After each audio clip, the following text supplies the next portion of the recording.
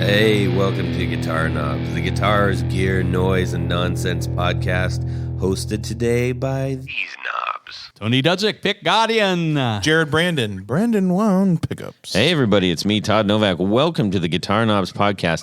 We're thrilled to death that you are listening to our show with us right now. There are three of us in the studio. We are glad to see each other, aren't we? Each other's. Yes. Oh, yeah. Yes. Yeah. And then, oh, what did I hear? On the line, we've got a very special guest. Who are you, special guest? I am Curt Mangan. Beautiful. Hey. Of? Curt Mangan Strings. Perfect. Hey, that's a really good name. Yeah. I like that, man. I'm glad that worked out. Perfect. Much easier to get a trademark on that. That was available. That's amazing. It was available, yeah. Well, everybody, we are very excited and honored to have Curt Mangan on the show tonight. He makes absolutely mind-blowingly good strings that One at a time. And hey, if you're playing guitar, we all use strings. So this is going to be a good show for you to learn all about why you're probably going to want to pick up a pair or 10 or pair? 20. Well, it's a set. It's a a set. set. A set. It's a pair. We think gross lots are pretty good. Indeed. Well, Whoa. let's get into a couple things real quick. Oh, by the way, as we're motoring along in this lovely little boat we call the Guitar Knobs, can you tell people where they can check you out while they're listening? It's CurtMangan.com, CurtMangan.com. That's right. And you got a bunch of great stuff going on Instagram, too. So go over there. Yeah, Instagram, I think, I don't know. Samantha takes care of a lot of that. So, yeah. Good. Okay. We need to thank a few people in our announcements. And the very first thing, and those few people reside very, very, very far away. Tony, who are these people? Rode Mics, indeed. We need to thank Rode Mics for supporting us in our endeavor here. They have provided with the Rodecaster Pro and the Procaster mics and the articulating arms. My favorite. That's right. This is some top-notch equipment, ladies and gentlemen, and we are very grateful to have them as friends of our show. So make sure you check out Rode Mics. We also need to, I just wanted to bring up something. You know, we get users and not users, but we don't get users. Well, I don't know. Anyways, we get listeners. We're That's not what judging. we get. Yes, no judgment zone here. And we have we've got our listeners and our patrons that send us all kinds of cool things about themselves, and I wanted to talk about one right now. This is from Jason Rausch. He is a supporter of our show, and he said, hey, guys, glad to be part of the supporting crew. Well, we are glad, too, over on Patreon. He said, I've been listening for about 4 months now. I am an RF systems engineering tech for Motorola. During the beginning of COVID crap, I was stuck at home waiting on calls to go to sites. I spent a lot of that time working on circuit board designs for my own company. Interesting. I wonder, I got to dig into that a little bit. Yeah. He says, including diving into effects pedal designs and listening to the backlog of your podcast episodes, I was immediately hooked. Us too. He said, honestly, I love that you are well-rounded in many areas of guitar effects, amps, etc. That's really nice because you get different perspectives on various topics. Thank you very much. And he just shared a couple of his pedals and stuff. He said, I've been playing for about 28 years and I have a huge mix of gear. I'm definitely a pedal collector. And he says, I guess I have around, well, I won't mention the numbers because, you know. Yes. Wives may be listening. Right. Some of my favorite are the Proco Turbo Rat. That doesn't often get mentioned. Not the Turbo Rat, no. The Jekyll and Hyde also doesn't get mentioned, but that's a great pedal. That's an oldie but a goodie. And the Electro-Harmonix small clone, the Soul Food, the JHS Charlie Brown, and the MXR EVH Phase 90. There you go. That is a hard rocking set of pedals right there. So thanks so much to Jason Rauch for sharing that with us. Thank you. Thank you for supporting our show, Mr. Man. I have an announcement to make. Yes, Jared's got an announcement to make. I've got these little tiny shows and they are called Rewind Time with Brent One pickups. So I get the little pickup from the customer, and I do a little short show about 5 to 10 minutes long, and I show you before when it's broken, I fix it, I show you that process, and then I tell you about the pickup when it's done, and it's a nice little show. You get to learn something. It's great. I've seen all the episodes. Oh, thank you. And I've got 3 more ready to go pretty soon. So excellent. Yeah, so that's rolling along, and I farted in here. Wow. Why? Wow, that's a good announcement. So I wanted to let you know that I farted, and I'm Thanks. surprised nobody smelled it yet. It's got a lot of you to get through to get to us. So. Yes. He's multi-layered up. Anyways, Curt, if you end up smelling something, just let us know. We can take a quick pause. Yeah. And then let's see. Why don't we get on any? Tony, did you have anything? No, I have nothing to announce. I know you've got something very exciting to talk about. I think. I'm not going to talk about that. You're not going to, because you already did. I did show and tell. I like that. Okay. So we're going to get into what's going on in our music worlds this week. We're going to start off with Tony, and then we're going to hear what Mr. Curt Mangan is doing in his guitar world this week. Tony Baloney, hit it. Excellent. So this past week or so, I have been experimenting with some poly repairs on guitars. Wondering where you're going to go with that. Yes. and if you've ever done any finish work or repair work on poly finishes, you probably know it's not easy or fun. No. But I found this product that I'm gonna put on my highly recommended list. It's called Solarez, SOLAREZ. Okay. And it is a UV cured clear poly. And it works. I was skeptical at first. I saw some YouTube videos. People are finishing entire guitars in this product, and you brush it on. You don't have to spray it, and it levels out. And you can either take it outside in the sun, and it cures in about 30 seconds. Or I actually bought a pretty high intensity UV flashlight that I use to cure it, so you can control it a little bit more. Flashlight. So my question terrible. is, what kind of damage does it repair? Because some poly finishes, on old Fender Strats, the damage is underneath. Yeah, it just kind of separates from the body. And they do sell another product, and typically on a repair like that, I would just flood it with liquid super glue, the thinnest stuff, and let it get in there. But in order to build up the layers with super glue, you either have to use a gel super glue, which gets anybody that's worked with a lot of super glue, and especially with Accelerator, you get you get like white edges. It does weird things. The beautiful thing about this Solarez product. You're high from the super glue. Stop sniffing glue over there, Todd. Or farting. Yes. But this actually builds, and you can keep building it. Like I said, within 30 to 60 seconds, it is cured rock hard. Yeah, on the last episode, you were talking about how much that you were going to really have to be spending time on letting it do it on its own is going to take forever. So that's great. So this, I like I said, someone recommended this to me. I checked out some videos on YouTube. And it actually works. I mean, I will go on the record as saying I'm very happy with the product. It's like, I don't know, maybe $25 a pint, and then, $15 for a flashlight, or you could just use the sun if you're somewhere that has actually sun. Yeah. Not like here in Ohio. Yeah. But yeah, I will keep you posted. But I've used it on 2 projects, and it's filled in very nicely. The bigger problem I'm having with poly finishes is a lot of import guitars. They finish the guitars in clear, and then they shoot the color on top of the clear. Really? So when you start sanding, you sand through the color.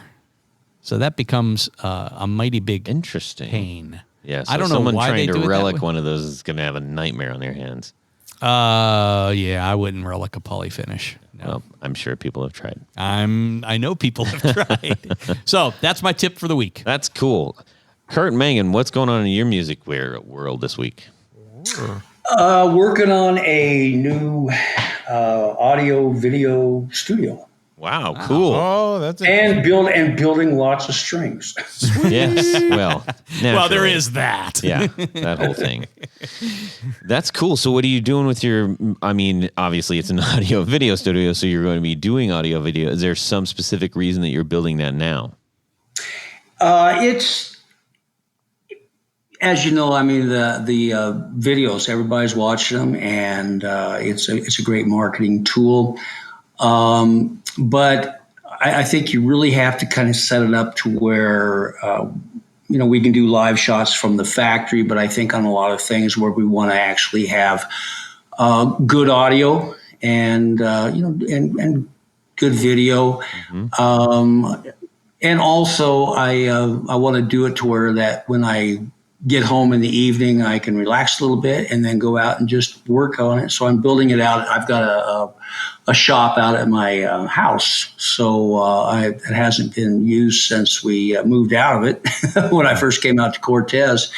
And it's kind of fun. So I've been buying gear, and that's fun. Yeah. That is always fun. Yeah. That's really cool. I will commend you on your the videos that you have on Instagram. They're really engaging. It's like I think I remember when I was talking to Tony, I was like, you came across as somebody that I would very much like to just like, you could totally sit across and just have a sandwich and probably end up talking for a long time. And I think that's nice to hear that from somebody in the gear world, because sometimes people are just, I make stuff on my nose is down, get out of my way. But you were really engaging, and I appreciate that as someone who is out in the guitar world exploring.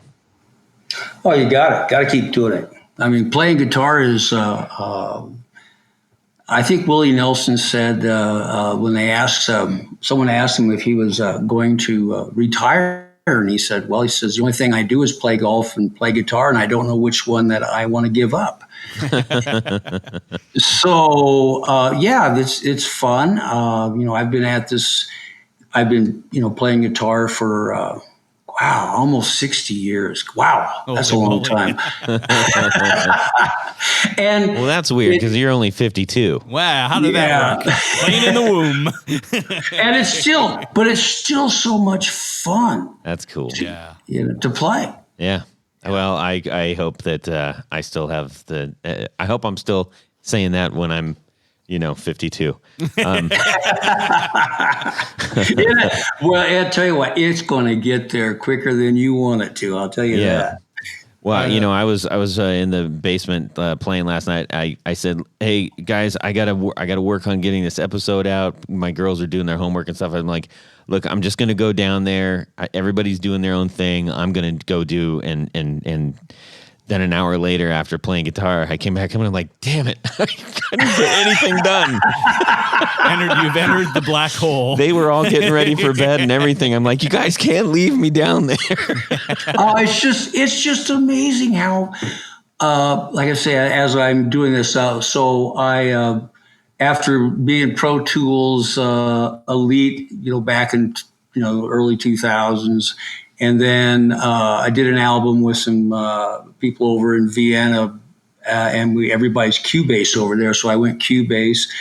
And then I just switched over to Presonus back in December, and then I just got it kind of set up and how it worked. And then basically with COVID and everything else, it's just been in the last 6 weeks that I've been able to, kind of get back into it. And I got to say, I'm loving that product. That is, it's so simple to use. And and buying new microphones and, this and that and everything. So, but yeah, it's fun. That's awesome. That is fantastic. Jared, how about yourself? So my band is going to play a show tomorrow night, and I have to get everything ready. So I have to remember everything. It's been since 2012 since I've played out with my own band that I was in. I did a tribute show for my dad a few years back, but no, this is it here. So I got out my old, the remote the remote instrument cable system, the wireless instrument cable system. And I opened the case, and I don't think I opened the case to that since 2012. And there were old batteries in there. Oh, nice. So there was like this film on some of the plastic, and I'm like, I think that might be acid. So I had to like clean everything off real nice and really good, and got some fresh batteries, and gosh, man, it works just like brand fired new. up? That's Fired cool. right up, man. So I got that all straightened out, and got to figure out the strap. I got to make sure all my strap buttons are tight. Just tighten everything up. New strings get stretched out yet, and all that kind of. How many guitars are you bringing? I'm only going to use 3. Oh, wow. So we play the first set 6 songs. It's only a 6-song or a 12-song show. Oh, so there's everything's in D, the first 6 songs, and then everything's in E, the last 6 songs. So okay. So I'll have 1 spare guitar and then 2 guitars that are tuned different. Nice. So 3. I think that's a standard anyway to take to a show. I think you need at least 12. 2 or 3. I could take 12, but my nephew would be very upset with me because he's going to handle that stuff for me. So. Nice. You got a roadie and everything. How about that? Got a little roadie. He doesn't know what he's doing, but you can carry some things here, and he can be a nice little gopher guy. Yeah. So yeah, we're excited about it. There might be 30, 40 people there in a big giant theater that seats 250, 300 people. So as long as people wear their mask and all that kind of thing. There's plenty of room to spread. Nice. So, yeah, not to spread, but to keep spread out. To not spread. Oh, my goodness. And that's about it, man. That's what's on my mind right now. Excellent. How about you, Todd? Well. So our last episode with Ion Effects, pretty sure I said that right. Yes. It got me all screwed up on, especially doing Because it's spelled AI. Well, right? if you listen to the last bit that we always put at the end, now my own head is jumbled up on what that's actually called. But anyways, that episode 193, and so his new site was up and it launched yesterday. Oh. So I said, well, I can't wait to check it out because I actually wanted to look into the kit stuff and I ended up spending quite a bit of time on the site. It's a good. He's got a good site going on, but more important, it's a good product, and I am interested in building small things and kits and stuff. Yeah. And as we talked about on the show, we've talked about this many times. If you are not a full or part-time builder where you have a stock of all the components, getting components is almost prohibitive to building. Because it's just so difficult to understand what you need. Yeah, just tear open the Mouser catalog or go to the Mouser site. Well, he's got something called resources on the website, and it's a resource library. And he's got 3 articles on there right now, and it says more coming soon. One of which is called Parts Sourcing, Where to Buy What. Yeah. And he goes through each of the major components that you need. Like when I say major, it's like capacitors, not like every single one, but he goes deep into detail on if, you should, I prefer doing these. I think they're higher quality. If you are going to get them here, not here. I mean, it was huge. If you sat down and said, look, I'm trying to do this. Would you help me understand this? That's exactly what it is. Nice. Super, super helpful. And I was actually looking at getting stuff off of at least one of the sites that he's like, hey, I wouldn't spend too much time there. And I was like, well, I'm glad I read this. So anyways, that's Aon Effects, AIONFX.com. Not Ion. Well, Ion. What did I say? Oh, gosh, Ian. he's going to kill You said me. Aon. I'm sorry, man. Ian, Aon, and Yeah, all the Why don't you just get him to change the spelling? things. I can work on that.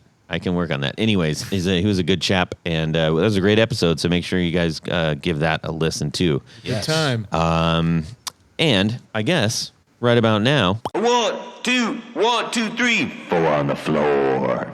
Jared, Oh yes, good old buddy. I seem to remember you talking about that you have a gig coming up in the next day or two. I do, and I have a pedal board, and What are you using for cabling on that pedal board? well, because my pedals are so close together, Oh, and I have a lot of them and stuff. how many? I don't know, Dozens. like More than 2. 10, Oh, I don't know. Wow, Okay. 5 to 10 or something. that's a big But- pedal board. But I like them in a certain way, and they're not all made the same. So we use these Tour Gear cables. Tour Gear Designs. That's right. Patch These- cables? These are the best cables Crepe I've ever cables. used. Patch cables? They're crepe cables. They're so flat. They're so the joke tiny. They're so always gets old. small. They're small. They're so small. They fit in any pedal in any way. You can get S-shaped. So if you're going to a small top jack to a long. side jack, that's what that's Exactly. useful for. And Yeah. there's tons of different sizes, tons of different shapes as far as, curvatures and whatever. Please check them out. Yep.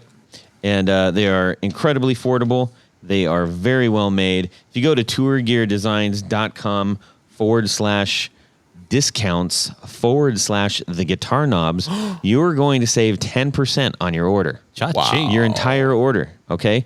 And the pedal, this is hard to believe that a patch cable this quality, this small, this friendly to your pedal board start out at $5.32 US. That's it. That's for a 3-inch Is cable. that That's before going to go is from that a top before jack, the extra discount? a top jack to a top jack. That is before. So knock off 53 cents. That's right. Holy Times moly. 12 or whatever you want to do. Anyways, I would so, buy a lot of different sizes and shapes. if I Yes, were you. absolutely. Yeah. So tourgeardesigns.com/discounts/the guitar knobs. That's right. And you're going to be happy with your board. All right. Thank you for supporting the 4 on the Floor segment of the guitar knobs. And right now, Curt Mangan is going to drop us his 4 on the floor. Hit us. It's a Zen Drive. Number 1, Zen right. Drive. Tell us all about it.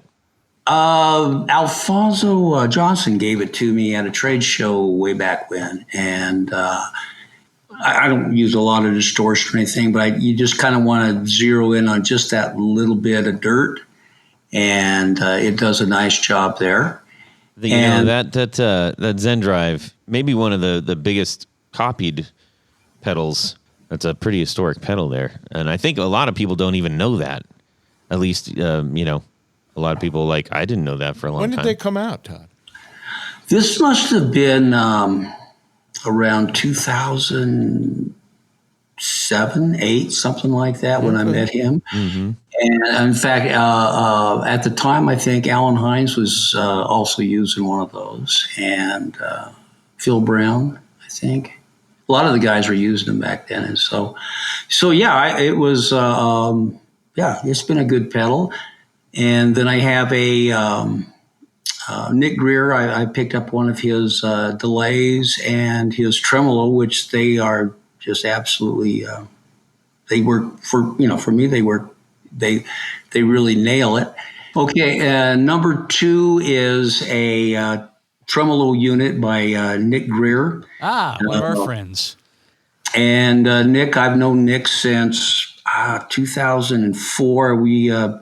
Actually, I was introduced to Nick through Alex Whedon, who at the time was in a band down in Austin called Honey Brown. And then he went with Miranda Lambert and has been with Miranda ever since. But he was telling me about Nick. And so Nick and I have spoke many, many years. Nick, first time I met Nick and we started talking about pedals. There was when many years goes back in the 70s when I was still in retail. There was a company that actually Groove Tube, Aspen Pittman. He was my rep for these pedals, and I can't remember the name of the company, but they made a noise gate. And they made a compressor that were so good. And the noise gate at that point that the way it worked was so natural. It just works so good.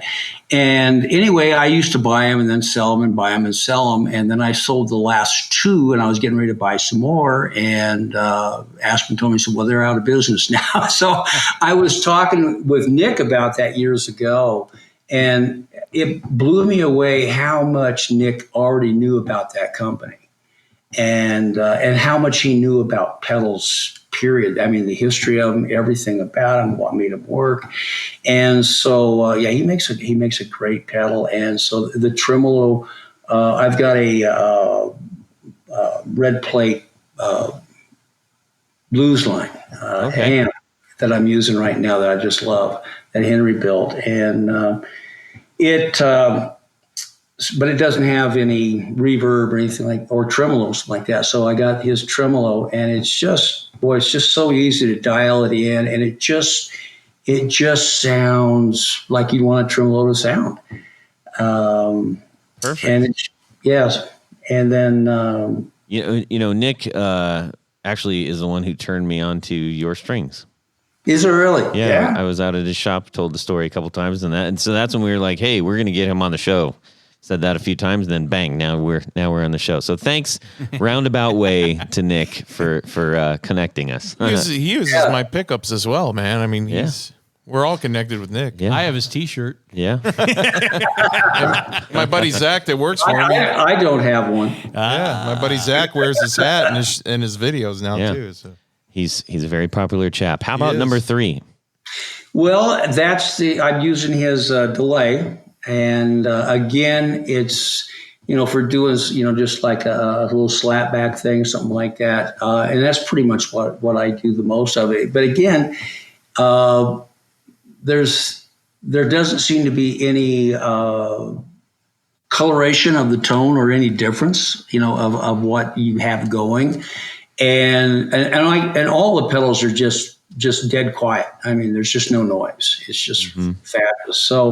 So I use that, if you're doing, some, any sort of, kind of countryish type things, or, Chet Atkins type things, stuff like that. It just works really, really, really well. Nice. How about number 4? It's still a CE2 Boss chorus. Yep. Nice. That, I've just had it. It works well, does everything. I don't use that much chorus, but when I do, it gets the job done. And but I understand there's that Nick's got one of those as well. Well, that's a pretty solid 4 on the floor, Curt. Now, and I was happy to hear that you were going to have a 4 on the floor for us, because people He's the most popular part of the show. It kind of is, which makes me wonder: is the rest of the show? Is it just the fat that we should? We could just spend 15 minutes doing the 4 on the floor every week. Sure, we could. We just got to give a quick shout out to John Fintel. We are in the Relay Recording Studios right now. Yes, in the south, and by south I mean the south bowels wing of the studio, and that's where we have our little thing set up here. And John Fintel is a fantastic recording engineer and mastering artist. He's a stand-up guy, and he loves guitar tone, and he is insistent that he helps you find your tone. That's right. While recording, not his. Anyways, we want to just say thanks to him for providing us a space to do this in. JohnFintel.com and RelayRecording.com. And if you want to hear some of those awesome tones on guitar, you can check out the Valentinos. Stranger. Okay.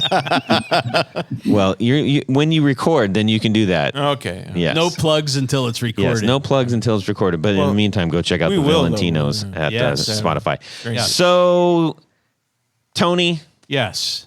You've got some history with this man. How long have I known you, Curt? It's got to be over 20, 25 years now, I think. Somewhere in that neighborhood, yeah. Yeah, we met a long, long time ago at one of the Nashville NAMMs, I think. It might have been your first NAMM show. And you had a booth there in the strings and things. And we got to talking a little bit, and I said, I love pure nickel strings. At the time I was using mainly DR strings because they have that nice pure nickel set. And you said, well, I do that. I said, oh, really? And then we talked a little bit longer, and along the way, I became a Curt Mangan dealer. I've tried, I'd say just about everything in the lineup. But why don't you give us kind of the what got you started and how you ended up doing what you're doing right now?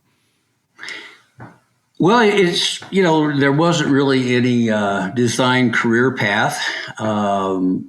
Started playing guitar, when I was 10, and when the Beatles came out, I was focused on being a rock and roll star from then on. And, one thing led to another. So you had retail experience, and you had, the record deal experience, and you just keep doing things. And then the jingle writing part. And so then and I think it was 86 is when I started working. Actually, I'd been down in San Diego doing jingles, and we were trying to work on publishing and doing trying to do some television and movie type things. And with the introduction of the DX7 and sequencing and ADATs and everything else, all of a sudden, we did one a score for a really low budget movie, but it was $80,000 is what we charged to do it. And then all of a sudden you had guys in their bedroom doing it for $5,000. So, wow. Yeah. Anyway, so I went ahead and I had offers to move up to LA, and I'm just probably not an LA type of a guy. And so I went ahead and moved up to the Central Coast, and still, pursuing a career in music. And, Ernie Ball's based there. So I went ahead and applied. They needed a customer service representative. So they hired me. And then I was there for 17 years and became director of sales and marketing for a large part of that time. And had a great run. Working with Ernie was great. Sterling, he's a great family. Learned, a lot. But my job was marketing, but I always enjoyed watching the machines. I just thought they were fascinating, and the whole process of making strings. And when I felt it was time to move on, because I wasn't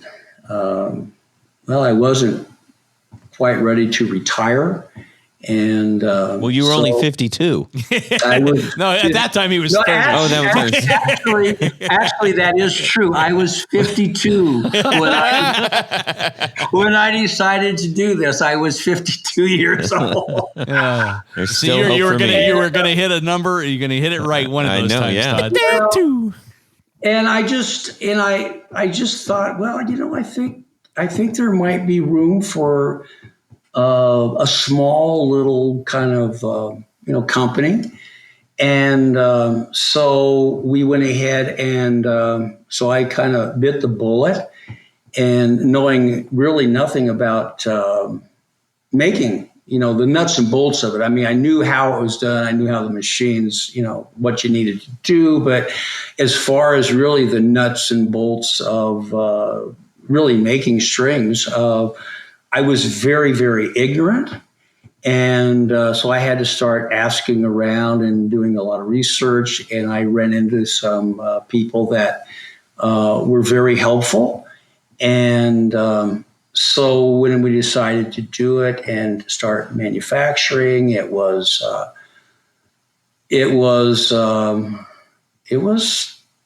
I had many nights where I walked the floor going, Curt, you got to be the dumbest guy that ever walked the the dumbest guy. And so we launched, and in fact, we launched at the 2004 Nashville trade show, and we had just tremendous response. And so we just kept doing it. But the funny thing is that when I had someone hired to really kind of train us to do this, and 2 weeks into this whole project, they had to leave. So I've got wire and I've got machines and I've got this. And I had hired someone to kind of learn to be a production manager. And so we just kind of said, well, I guess we better figure out how to make this stuff work. So baptism by fire. Yes, exactly. So every string that we designed, every string we came up with, I mean, we basically was from scratch. I knew what I was looking for as far as feel. I wanted something that if you get excited, it can take it and not give you kind of that rubber band sound. But also I wanted something that would, you don't lose those nice little subtle high ends. So, everything we did was from trial and error until we got it to where we really liked it, and experimented with how much tension you had on the core wire while you're doing it, and everything involved, and some things that I learned over the years about, like ours. People say, "How come your strings are so long?" And the reason is because you don't know what kind of instrument that string is going to go on. And, if you get something, for instance, I had been working with Jimmy Page, and the string wasn't long enough on the double deck, with the 12 string, the string wasn't long enough to get all the way to the high G. That's right. So I decided that, I'm not, so that's why our string, the length is overall, the string length is 43 inches. And we stopped the winding at about 38 and a half now. The reason we were at 37, but I went ahead and made it a little bit longer, because we also do some custom winds for Collings guitars, and they need that. They like that wind to be a little bit longer, so we've gone ahead and adjusted the machines to get it to where it's pretty almost 37 inches for the wind.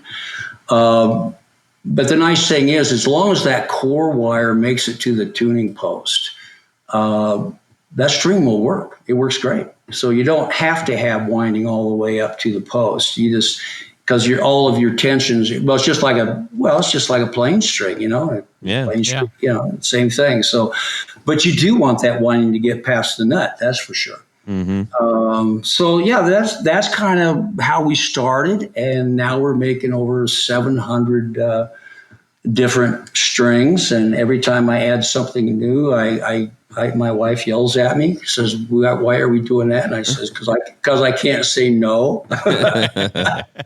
I always wondered why Gibson changed where they put their tailpiece on those EDS 1275s. And now you answered my question. The old ones from the 60s, they were down further towards the bottom of the guitar, like Jimmy Page's. Yeah. And then you look at the new ones now, and they're up towards the tailpiece, by the bridge, so that they could fit normal strings. Yeah. Well, and even some of the, some of the guitars, even some, I'm not sure which models it is, but some of them have that split. What do they call it? Trapezoid. The little piece behind the Trapeze. Trapeze. There we go. Yeah. The Epiphone. Okay. What's a trapezoid? So okay. Anyway, that's the inlay. Okay. Some of the, because some of them are split, and then if you've got a big headstock, you need a long string. Long. Yeah. There's so many jokes I can throw in there that I'm not. But anyways, so hey, I just had a question, and this is something we run into this with guitar builders, with pedal builders, and amp builders, and even some that have left bigger places. Now you left Ernie Ball, like arguably like the biggest one out there, arguably I'll say, and you said, you know what? after 17 years there's room for one more. That's a pretty remarkable kind of statement to make, understanding, especially coming out of the marketing aspect of it, like just how big that is. How was was that a big hurdle for you, or did you give it any consideration, or just like, nah, I can do this? Mm-hmm. Probably the latter. Yeah, this is a piece of cake. I think we can do this. I've always kind of gone through life just, yeah, why not? And but yeah, it was. I think what had happened after I had left Ernie Ball, a couple other larger companies had contacted me about coming to work for them, and I had spent all my time at Ernie Ball really just focused on what was everybody called the Big Four at that point, which was Ernie Ball, GHS, D'Addario, and Dean Markley. Mm-hmm. And that's all I focused on. I mean, I'd never really focused on any of the other brands that much. Mm-hmm.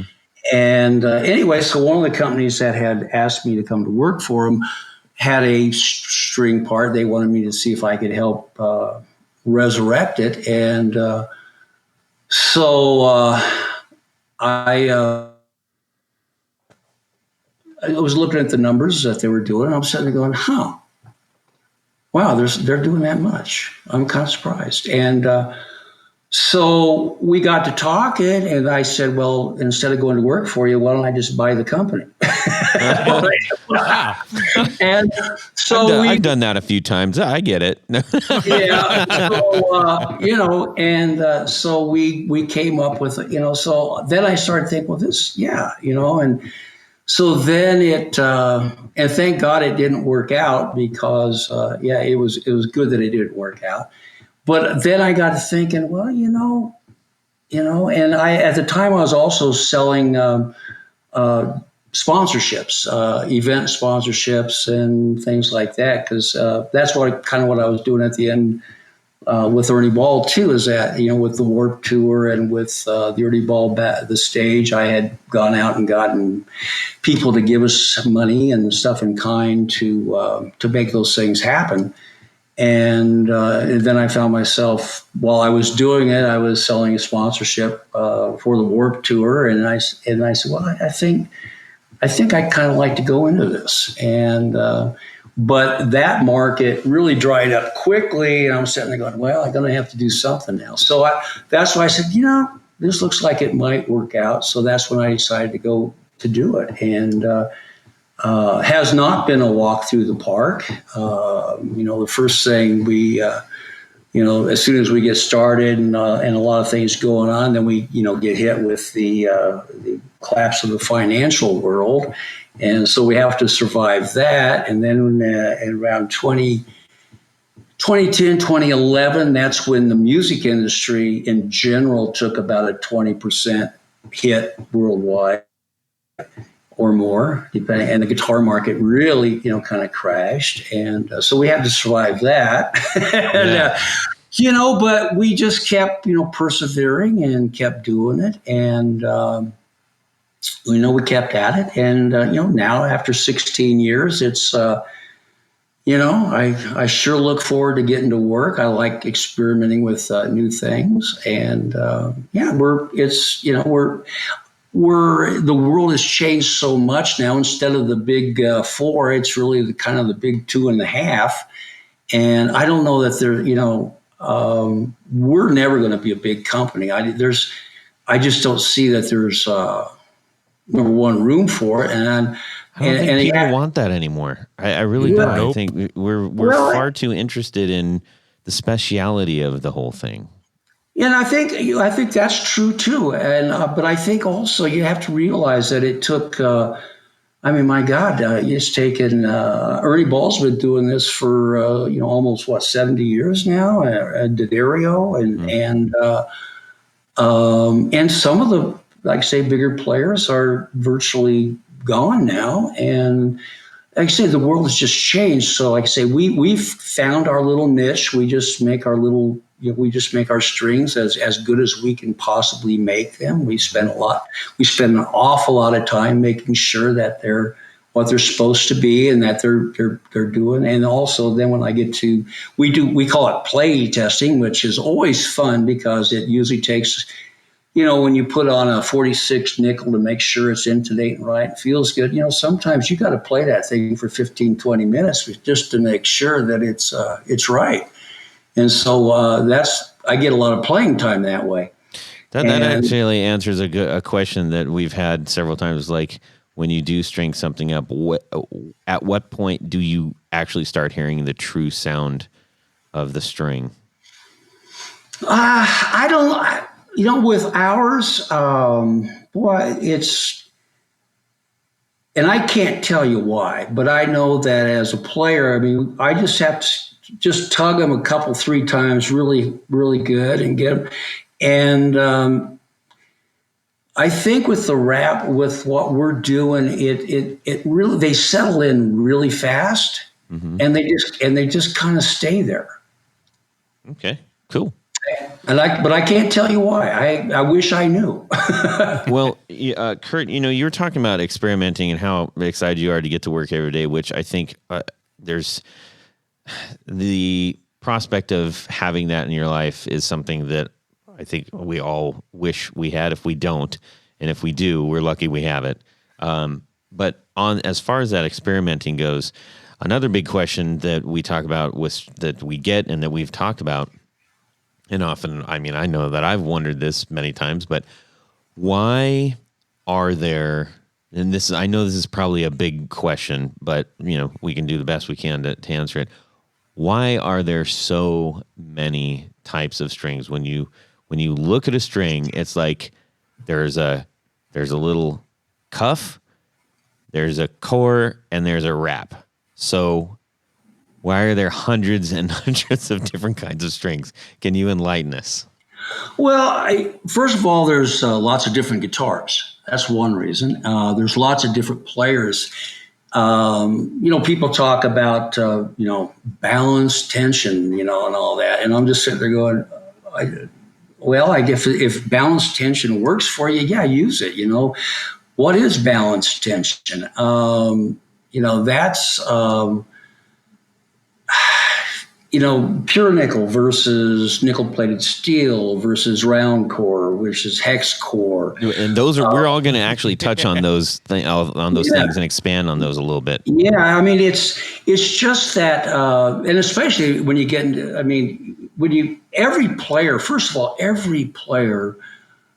has a unique way of making that string vibrate. They had by their, I don't know, for lack of a better word, the way they attack the string, the way they pick it, pluck it, pull it, whatever they do, that makes that string move differently. So the number one variable in trying to find that, if you're a player and you're really passionate about it, the number one variable is the player.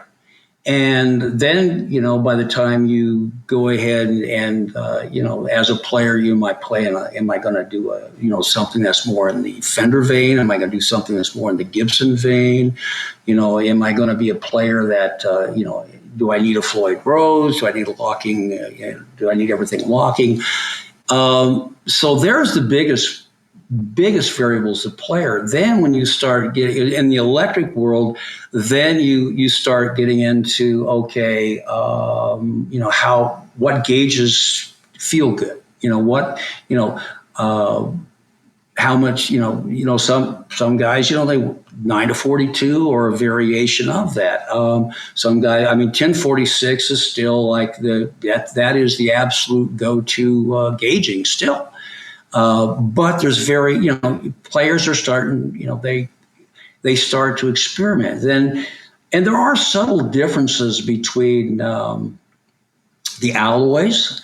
There's subtle differences, again, when you're playing it. So there's just not one size that's going to fit all. And there's no real right or wrong on any string or any brand. It's just, the player has to just experiment enough with what.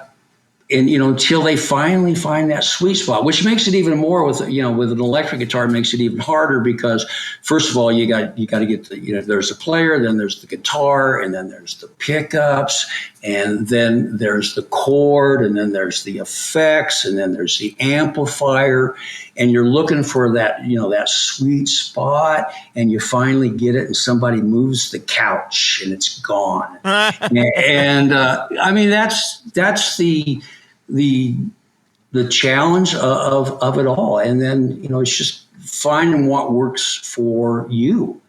And that takes time. Now, I answer a lot of emails and a lot of phone calls, and I can ask some questions, and I say, well, this might be a good place to start, but it's probably not going to be, it may not be where you finally end up. Now, acoustic guitars is a whole different thing. It's just there's still the player. That's a big variable, but it's the guitar and finding the, which alloy really makes it work. I've had a couple builders come to the shop with different, with a cedar top or Sitka or, maple backs in size, mahogany, rosewood, koa. And we went ahead and changed all kinds of things, Monel, round core. And there are certain strings that, you put them on a certain guitar, certain alloy, like an 80-20, if you've got a guitar that just is a little kind of dark sounding or, just some, an 80-20 just sometimes just wakes that instrument up. If you've got an instrument that's already pretty lively, pretty bright, the phosphor bronze just seems to, phosphor, I guess if you're going to describe it, it's kind of like, kind of like the old NAB curve, where the highs are up, the lows are up, and the mid-range just, a little softer sounding in there. So, and Monel is a totally different animal. Before you jump into Monel, because that is one of that is sort of maybe some of the secret sauce that I know it's not really a secret, but we talked at length about this on one of the previous shows. We got a couple things that we want to attack. Speaking of picking attack, we want to just make sure that we hit these because I think they're core things that we want to answer for the audience. And Tony has got a couple of those. And actually, you know what? I'm going to start that. What can you explain to us? And I know you were just about to do that right before I stopped you from doing it, but I just want to set up that, we want to hit a couple things. So if we'll pepper you with a couple questions real quick. The Monel strings, Monel. The first time I had heard that when I was out with Nick Greer, as formerly mentioned, and I heard him play his guitar. I was like, "Oh my gosh! Like, why does that guitar sound so incredible?" He's like, "These are Monel strings. These are from Curt Mangan." And I'm like, "Okay, sold." And I was absolutely blown away when I put them on my guitar. I mean, it literally felt like I was playing a new guitar. Like there was a sheet lifted off of them. I was so thrilled with it. And when you get really excited and you're like, man, you got to try this. Oh my gosh, this is going to change that's a nice feeling to have because you're happy about it and you get to share that with somebody else. And I found that in using your strings specifically when I tried those Monels. But can you tell us a little bit so we have a better understanding about Monel strings? Well, Monel is, it's an old material. It's been around since the turn of the last century. And it was really the go-to material. I mean, Monel is 67% pure nickel, 30% copper, and 3% of magnesium, zinc, and manganese, and all these other materials. But what makes Monel kind of special is that it's very anti-corrosive. In fact, it's very resistant to salt water. They use it for, propellers and drive shafts on ocean vessels. They use it on aviation products. They use it on high-end trumpet valves. But that's one of the benefits of it. But unlike stainless steel, which also has some of those qualities, it feels good, and it has its own unique tonal color. But like say Gibson Martin, they used Monel on a lot of. In fact, that was really the go-to alloy up till, from what I can gather, up to around World War II. They were using that on all the instruments. In fact, the Gibson sonomatic strings were Monel. And Gibson, during the war, it seemed like that's kind of when the acoustic world, which was really most of the industry at that point, the electric market hadn't really started, but most of the industry kind of went to 80-20 bronze, which is 80% copper and 20% zinc. And but Gibson stayed with Monel all the way up to somewhere around 1972. All the sonomatic strings were Monel. And so a lot of I would have to think that a lot of the pickups that Gibson developed over the years were probably based around Monel strings. And so that was one reason I wanted to get back into Monel a long time ago. I just wanted to hear what it sounded like, because I remember there was a certain kind of feel and sound on Les Pauls and 335s and SGs when you were using the Monel. There was just kind of there was a tonal thing there. It was kind of neat. And of course, in the Fender world, it was all pure nickel, and then eventually it went to nickel plated steel. But so the Monel, like I say, when we finally I actually had a wire on order for 3 or 4 years, and I would every once in a while I would call back and say, "How's that coming?" "Oh, we're waiting for materials." "Okay." And then I'd get busy doing something else, and I'd say, "Oh yeah, I'm still working on this Monel thing." And then Martin did release the retros, and I'm sitting there going, So I called back and I said, "Got any Monel?" And he goes, "Yeah, how much you want?" So I said, "Okay." Because I was ordering like 20, 30 pounds, versus hundreds of pounds. And so, so that's when we were able to get the wire. And all of it was the answer. So, but it is, Monel is, I've got a Collings City Limits and with Lawlers in it. And gosh, you put the Monels on there and there's just something where you get this real rich tone on the neck pickup. And when you put it back on the bridge, there's just this little growl you get. That's so on that particular, it's just like I say, I just like that. And again, on acoustics, depending on the acoustic. In fact, we do really well with Monel mandolin strings, and we've got a local builder here in Cortez called San Juan Mandolins.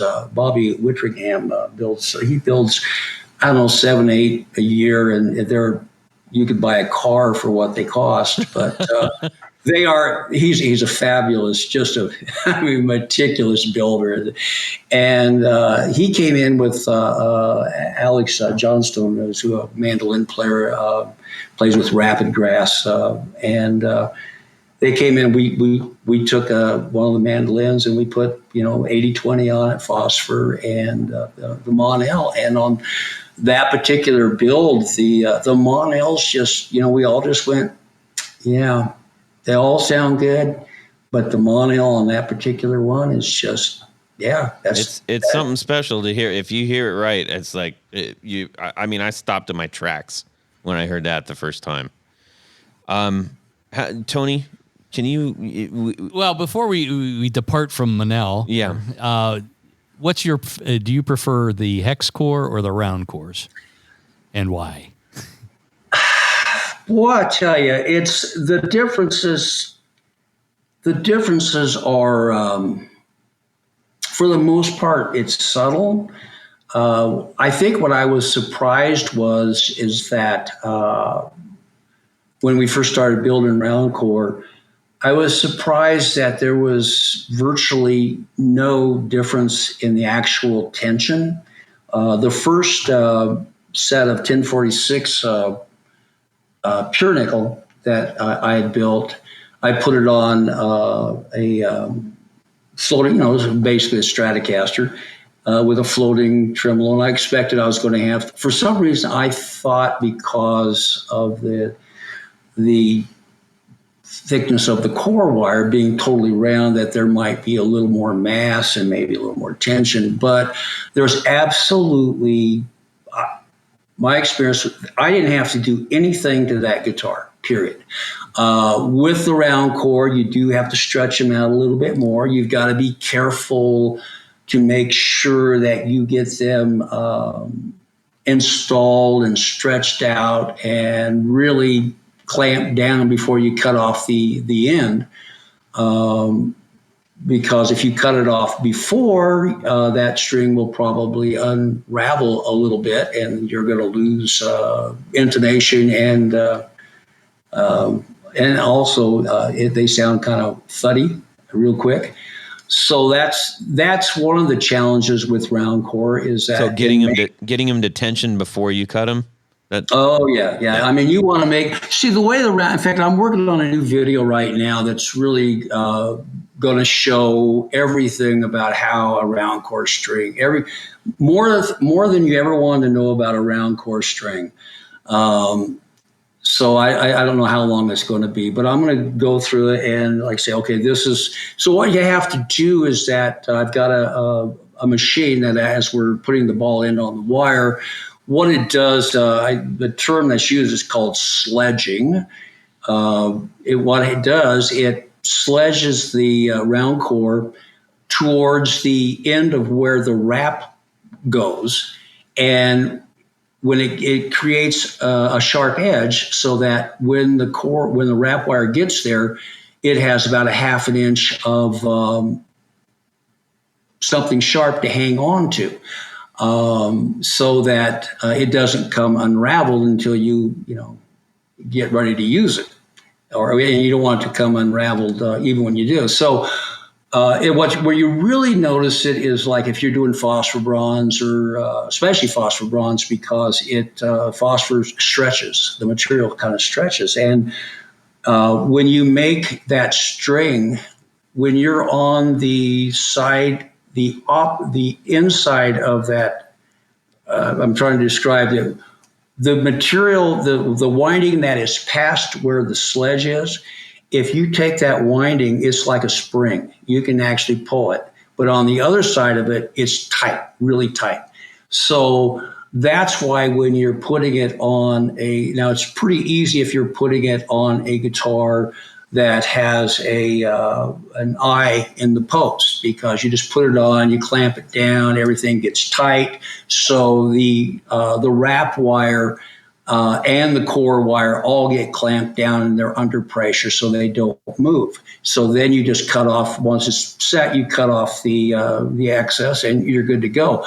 But when you're putting it on a slotted tuner, like on a Strat or a Tele or something like that, that's where you've got to, what I find works. The good thing is that the pure nickel and the nickel plated steel is a little more forgiving than the bronze things. So what we like to do is if you go past, like say you're putting on the E string, the low E on on a Strat, I like to go to about where, as you've got the string tight and you're pulling it, I like to go to about where the D string post is, and there I put a really tight crimp, and then I'll cut it at leaving about half an inch, 5/8 of an inch, and then get it in that hole, and then wrap it around and get it tied up real quick. And if you do that, I've never had any problems with anything coming undone. But if you cut it off first and then put it in, there is that. Like I say, there is you got to be really quick to make sure it doesn't come unraveled. So that's a great tip. Yeah. But that's the challenge with round core versus hex. Hex is very forgiving in the manufacturing and the installation.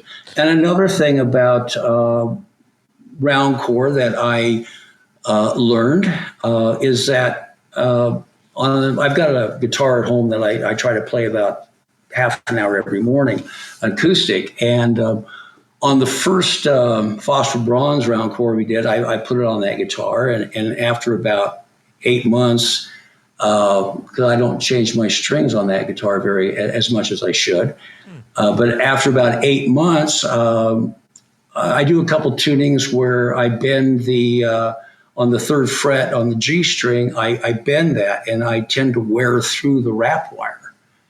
And it's not a problem on hex. I mean, yeah, you can feel that you're missing some wire there, and you've got a little divot, but the string stays intact and it still sounds good. But when you do that on a round core string and you wear through it, especially on phosphor which stretches, that string it sounds like it just goes thud, thud. Yeah.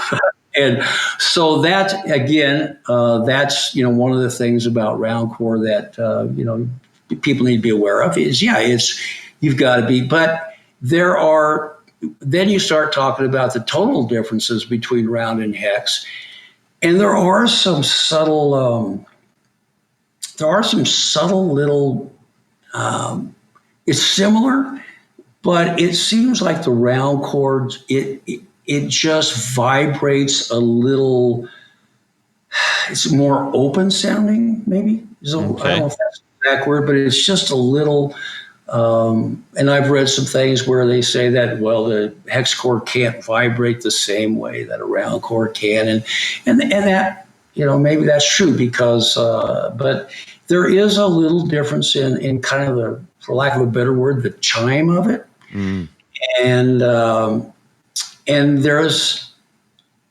I don't think that there's much measurable difference in the actual tension of that string, but there's kind of a softness, and when you're bending a round core string, it feels just it's a little smoother, and I think maybe it's because the core wire can slip underneath the cover wires, where on a hex core it's not moving. It's pretty thick. So there are some little subtle differences. That's interesting. And I again, one's not better than the other. They're both great products. But like I say, it depends again in that search to find your sweet spot. Yeah, it is. I mean, I gotta say, when we started, I hadn't really thought about doing nickel-plated steel round core, and then I had a request to do it, and I said, sure.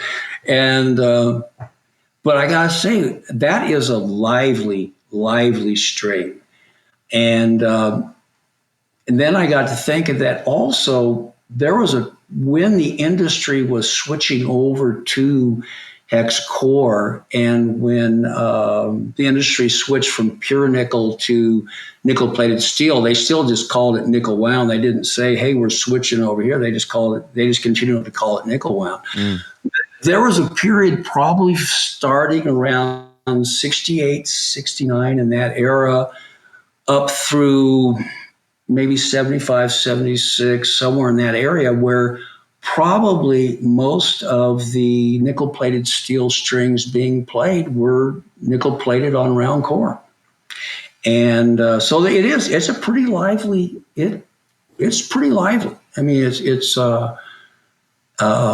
you're, like I say, if you're looking for something if you're looking for, just, that type of a tone, it's pretty, like I say, it's I like it. I like it a lot.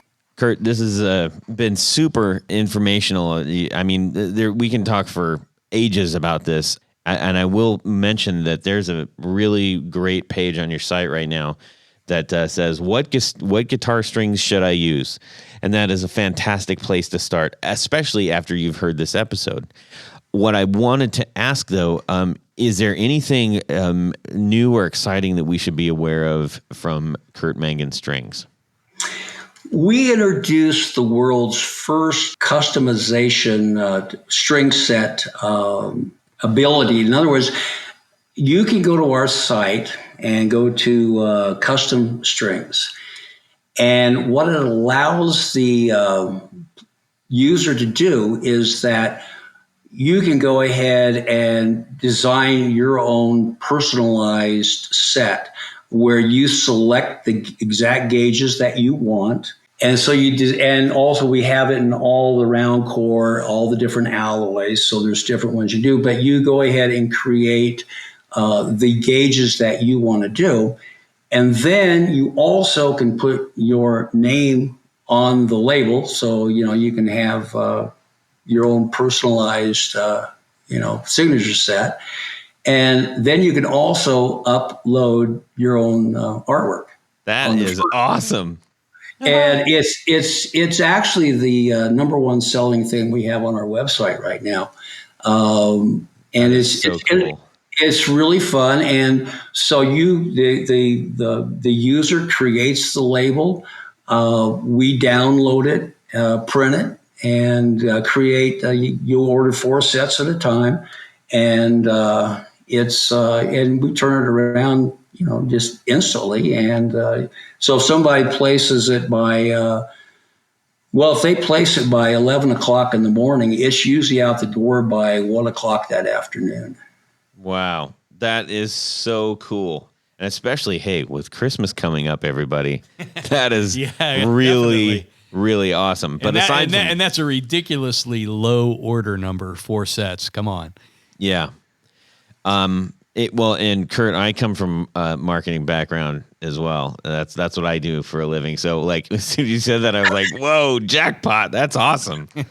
It's a lot of fun. And some of the artwork some of the labels that the customers have put up there are just, they've thought through it, and it's a lot of fun. So people can go do that right now on your site. That's what you're telling me? Right. It's rolling. That is awesome. Super awesome. Now, so everybody, this is your chance to have your own custom set of strings. Not only custom set of strings, but custom package of strings. So what you can take those to your next gig and accidentally spill them out of your bag and impress other people. Like, these are my signature sets. Signature set, bro. Right, and you don't have to start your own string company to get your name on the label. Yeah, that's. I don't know. Did your lawyers tell you not to do that at all? That's awesome. Very, very cool. And of course, you're always coming up with new, as you mentioned, you're always coming up with, trying to figure out new ways to make guitars sound awesome through your strings. So,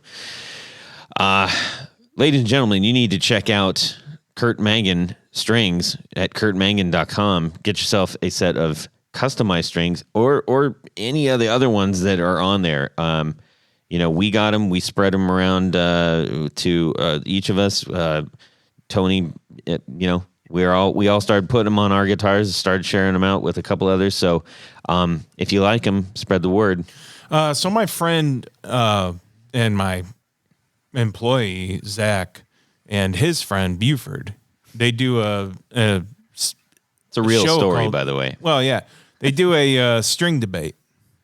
And it's called the Great String Debate, and it's on YouTube. And they've been doing this for like 2 years. And they highly regard the Curt Strings, and I just want so they've tested out how many they've just for 2 years they've tested out all the strings. I think every string in the world that they could get their hands on, even stuff from China and Japan or wherever they could find it.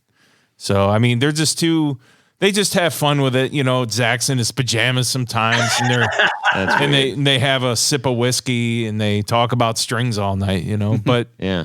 but really, I got to get a job like that. Exactly. he does many things, but I just wanted to mention that, and I wanted to mention them, and you know, Oh yeah, Yeah.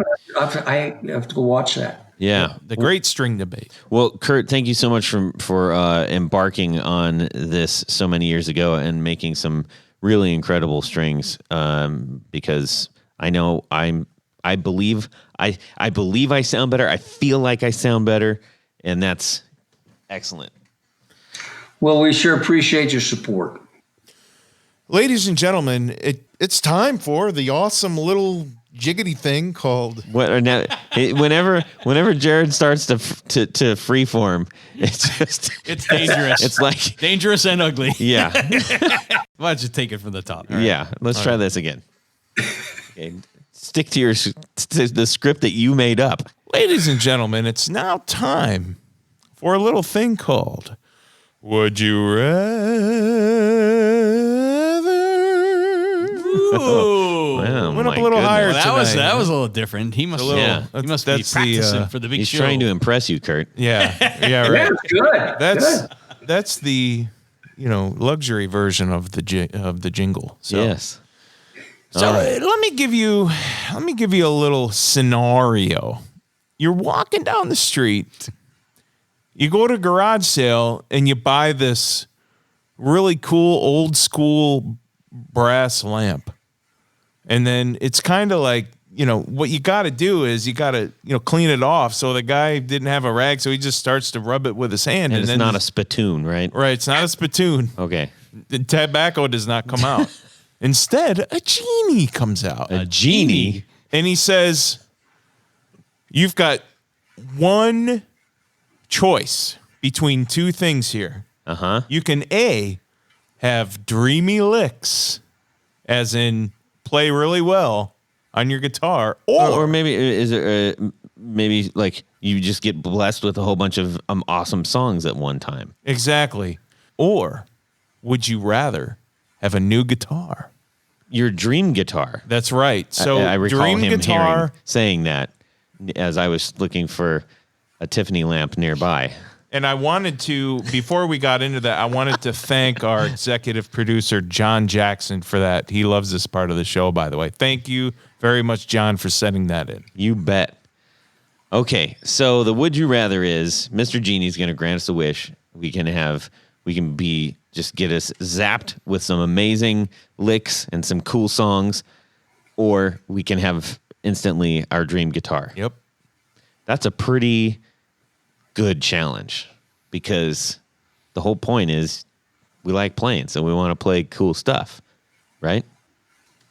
Yeah. Yeah. I guess. So Tony's gonna hit it off. We're gonna Rule check in number with one. Jared. Rule number one when Yeah. dealing with a genie, always ask for more wishes. Yeah. That's correct. But this was kind of a jerk, and he only gave you two things to choose Well, it's from. a garage sale, Genie. What are you gonna Yeah, do? I guess so. Yeah. All right. You get what you pay for. Tony Baloney.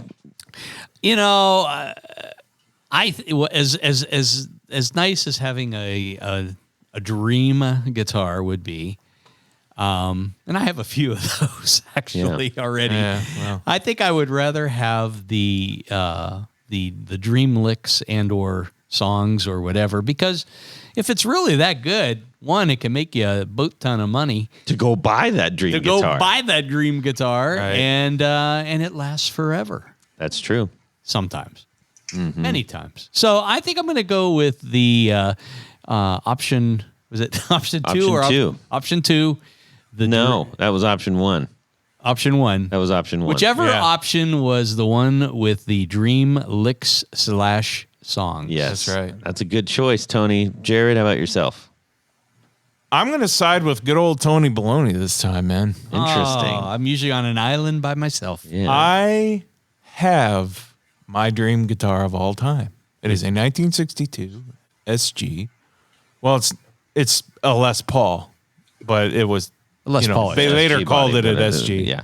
Anyway, Ebony Block. So there you go. So I'm definitely taking the song knowledge. I cannot write songs. I can't write songs. I am not great at coming up with, chord progressions. I can play licks all day on chord progressions, but I wish I had more of that and more knowledge about it so I can get out of this never-ending pentatonic box, So I'm definitely... There's lots of videos on that.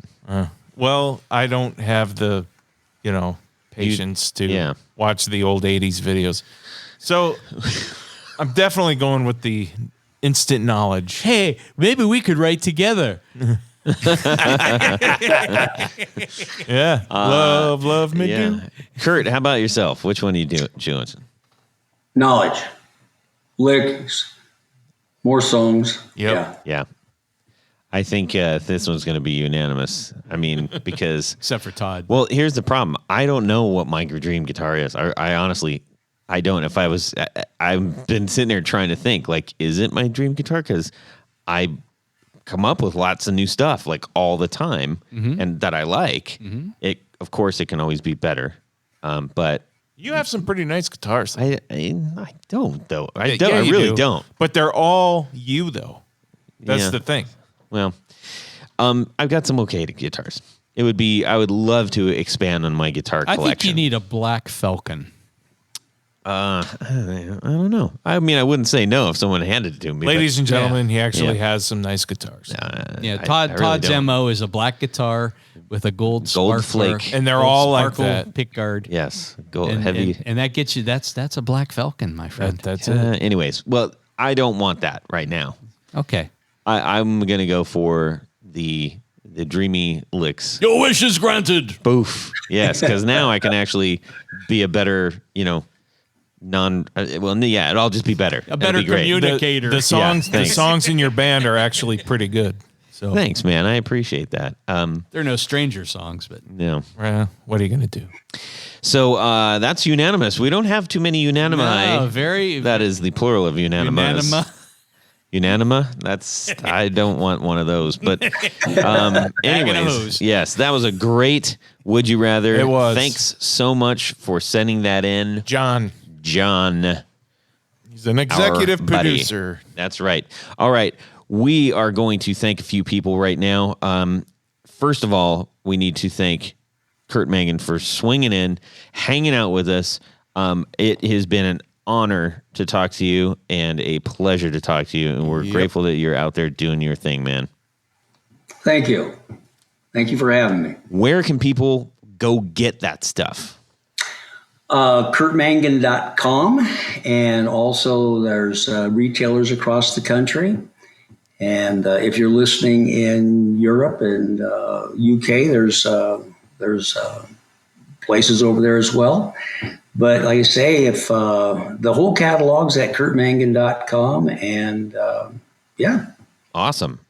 And also, we'd like to go ahead and let you know that if you want to use guitar knobs as a coupon, you can go to the website and get 15% off. That is nice. Absolutely fantastic. I am going to go get the best deal of the day. For bunch. I was trying to think of what the expletive term I could use for a large amount, but whatever that is, imagine that in your head right now, and that's what I'm going to do. You can get Villatino string sets. I'm gonna. There you go. That sounds fantastic. So, all right, everybody, get over to CurtMangan.com, CurtMangan.com, and plug in guitar knobs into the coupon code, and your life is going to be that much better. 15% much better, times 1,000, because you got new strings. It's fantastic. Thank you so much for doing that for us, Curt. We really do appreciate it. Sorry. Tony Baloney. Yes, we have a special group of people that we have to thank, that we like to thank, that we love to thank. We love them. These are our executive producers. Now, Kurt's probably wondering, what's an executive producer? As he laughs. Our executive producers make this podcast possible. Pay the bills. They pay the bills, plain and simple. Right. We like people to pay the bills. Well, as many moral bills as support. possible. Like, there's a lot more. Well, there's more than that. But yes, it really does help. so if you're wondering how you can become an executive producer and help produce this very podcast, make it possible, go over to patreon.com/theguitarknobs, and you can find a couple of different levels in which you can participate. That's Each level comes with some really great thank you gifts, including T-shirts, barefoot buttons, Keychains, stickers, stickers. keychains, all kinds of little swaggy the bits. good Sorts of stuff. ephemera. All the good stuff is there. But at the executive producer level, there's one more very special thing. Todd, what is that? You get to have your name read on the thing. Your Don't- name I read on sound the just thing. like Jared. You sounded right. exactly Oh, like Jared. my name is Todd. That's that what I said. That's very I sexy. don't sound like that at all. What are you talking about? So while these two argue about who's going to say what, I'm going to say a special thank you to all of these executive producers. Tom Barazin, Martin Cliff, John Daly, Chris Carney, Darren Gregory, Doug Christ, Michael Van Zant, Ken Sayers, Brian Robison, Michael Senchuk, Stefan Lamb, Johnny Knowles, Anthony Lathrop, John England, Tyler Bray, Brad Partridge, Chris Heidel, John Esterly, Doug Gann, Justin Jones, Brett Alexander, James White, Matt Hart, Liam Martin, James Pennington, Richard Kendall, Ty Harmon, John Williams, Michael DeLucio, John Jackson, Yep. and Jason Roush. Right on. Thank you. Jason Roush, new guy. Not so fast, Todd. Not so fast because there is a penthouse level There is. Yes. Ooh, an of upper executive, level. the upper level. got This- a- we call them our grand poobahs. It's the orange Yeah. card that you put into the Yeah, elevator. that's right. Not just anybody can get into The this club. fezzy orange card. These are our grand poobahs, and they get a very special fez to wear right. whilst listening to the podcast. And at the same time. And at the same time. That's right. Willist.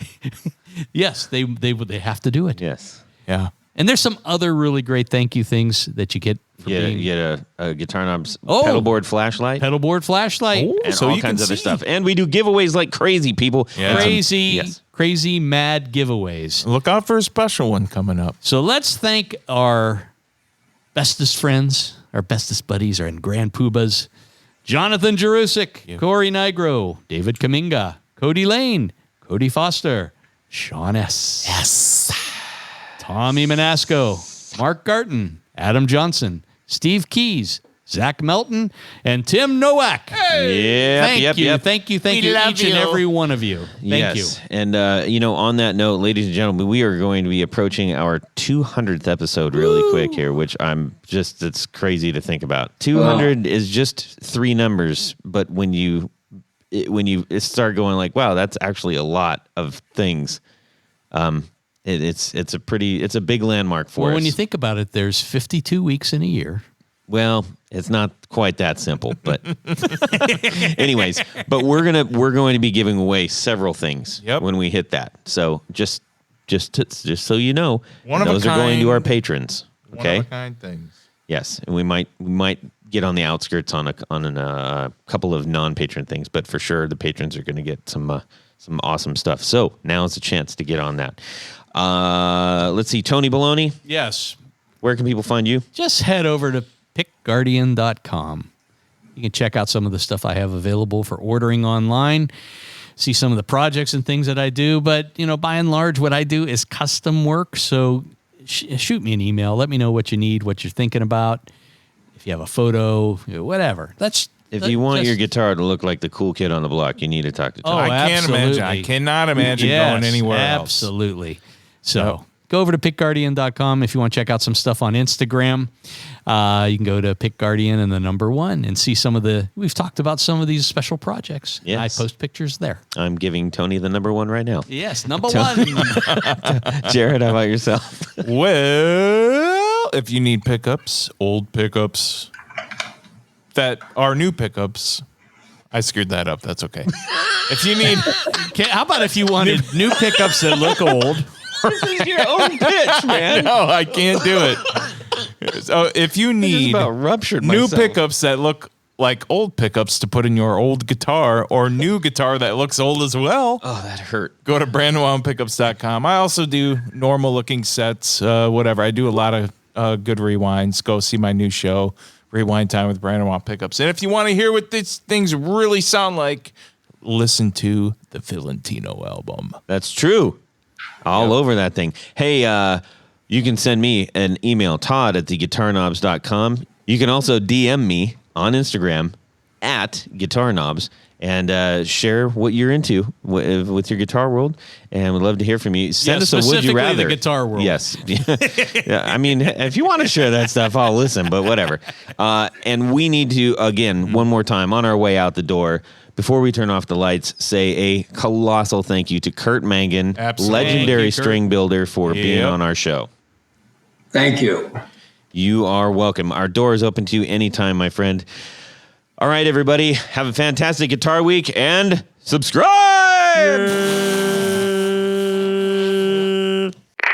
I think Special I have things. the vapors.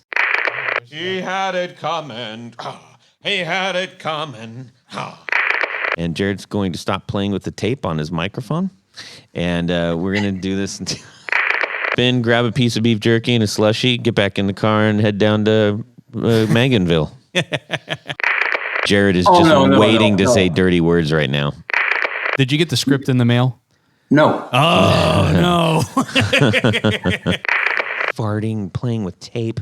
Oh, dear. It's like a 7'5" Oh, Jared, what are we going to do with you? Well, that's it for these knobs. Please visit our Patreon page at patreon.com/theguitarknobs. Visit our website at theguitarknobs.com for all of our past episodes, 4 on the Floor blog, and other good stuff. You can connect with us on social too at our Facebook page and share your gear and stories on our Facebook group. Also, be sure to check out our Instagram at Guitar Knobs. Catch you next time.